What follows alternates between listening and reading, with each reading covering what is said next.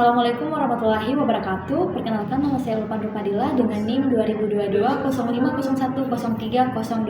Program Studi Manajemen Bisnis Syariah kelas A semester 5. Di sini saya akan membawakan materi saya yang berjudul pendekatan dalam perilaku organisasi dalam menyelesaikan tugas akhir mata kuliah perilaku organisasi.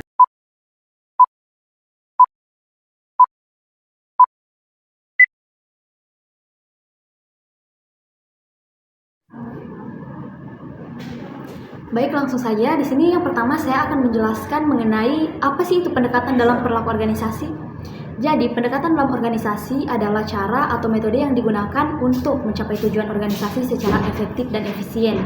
Pendekatan ini berfungsi sebagai pedoman dalam pengambilan keputusan, perencanaan, dan pelaksanaan aktivitas organisasi. Kategori seperti pendekatan struktural, pendekatan perilaku, dan pendekatan sistem.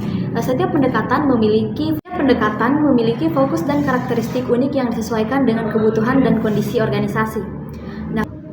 Pendekatan struktural menekankan pentingnya struktur organisasi seperti hierarki, pembagian tugas, dan alur komunikasi untuk mencapai tujuan. Sebaliknya, pendekatan perilaku lebih berfokus pada aspek manusia dalam organisasi. Pendekatan ini menyoroti pentingnya hubungan antara individu, motivasi, kepuasan kerja, dan komunikasi interpersonal untuk menciptakan lingkungan kerja yang produktif. Pendekatan perilaku mengakui bahwa individu dalam organisasi adalah elemen yang kompleks dan unik, sehingga strategi manajemen harus menyesuaikan dengan kebutuhan psikologis mereka. Pendekatan sistem di sisi lain melihat organisasi sebagai suatu kesatuan yang terdiri dari berbagai elemen yang saling terkait. Dalam pendekatan ini, semua komponen organisasi seperti manusia, teknologi, proses, dan lingkungan eksternal dipahami sebagai bagian dari satu sistem yang lebih besar. Keberhasilan organisasi tergantung pada bagaimana komponen-komponen ini bekerja secara harmoni untuk mencapai tujuan bersama. Dengan memahami pendekatan-pendekatan ini, organisasi dapat memilih strategi yang paling sesuai dengan konteks dan tantangan yang dihadapinya. Selanjutnya, beberapa pendekatan penting dalam perilaku organisasi.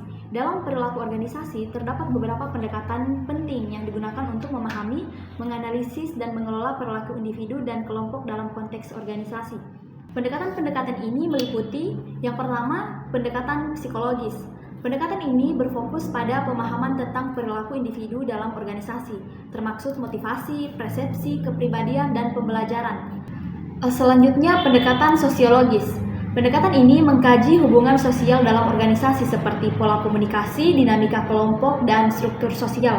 Fokus utamanya adalah bagaimana kelompok memengaruhi perilaku individu dan bagaimana individu berkontribusi terhadap kelompok. Pendekatan ini relevan untuk memahami fenomena seperti kepemimpinan, konflik, dan budaya organisasi.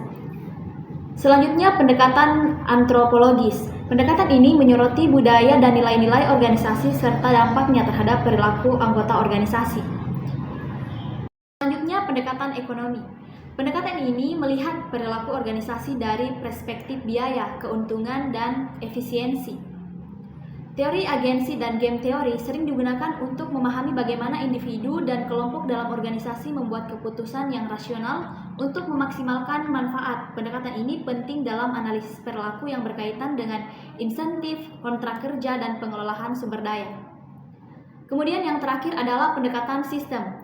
Pendekatan ini memahami organisasi sebagai sistem yang terdiri dari komponen-komponen yang saling berinteraksi. Perilaku individu dan kelompok dilihat dalam konteks bagaimana mereka berkontribusi terhadap keseimbangan dan keberlanjutan sistem organisasi. Pendekatan ini penting untuk memahami hubungan antara bagian-bagian organisasi, termaksud komunikasi lintas fungsi dan manajemen perubahan.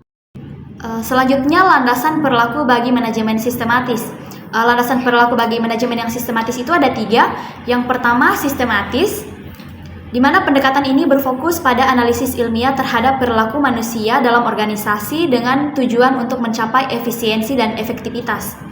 Kemudian yang kedua, terukur, di mana menggunakan metode penelitian yang terukur untuk dapat diuji untuk memahami dan memprediksi perilaku organisasi.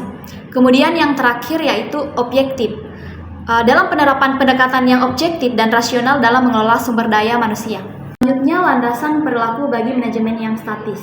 Landasan perilaku bagi manajemen yang statis ini terbagi menjadi 4. Yang pertama, tradisional. di mana pendekatan tradisional dalam manajemen berakar pada nilai-nilai, kebiasaan, dan praktik yang telah lama digunakan dalam organisasi. Landasan ini menciptakan perilaku konsisten dengan pola kerja yang telah terbukti efektif di masa lalu. Perilaku karyawan diarahkan untuk mematuhi norma-norma yang berlaku dan menjaga tradisi organisasi. Dalam mempertahankan pola yang stabil, pendekatan ini membantu organisasi menghindari ketidakpastian dan menjaga kontinuitas dalam operasionalnya.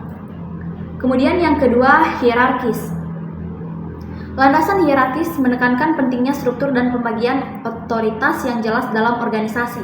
Dalam pendekatan ini, perilaku karyawan diarahkan oleh aturan dan arahan dari atasan yang berada di tingkat hierarki yang lebih tinggi. Hierarki memungkinkan kontrol yang ketat terhadap perilaku individu dan kelompok, menciptakan garis komunikasi yang jelas, serta memastikan bahwa setiap keputusan dan tindakan selaras dengan tujuan organisasi. Kemudian yang ketiga, rasional. Pendekatan rasional berfokus pada logika, efisiensi, dan pengambilan keputusan berdasarkan data dan fakta. Dalam landasan ini, perilaku karyawan dipandu oleh tujuan organisasi yang telah ditetapkan secara jelas dan setiap tindakan diarahkan untuk mencapai hasil yang maksimal dengan sumber daya yang minimal. Audio Jungle.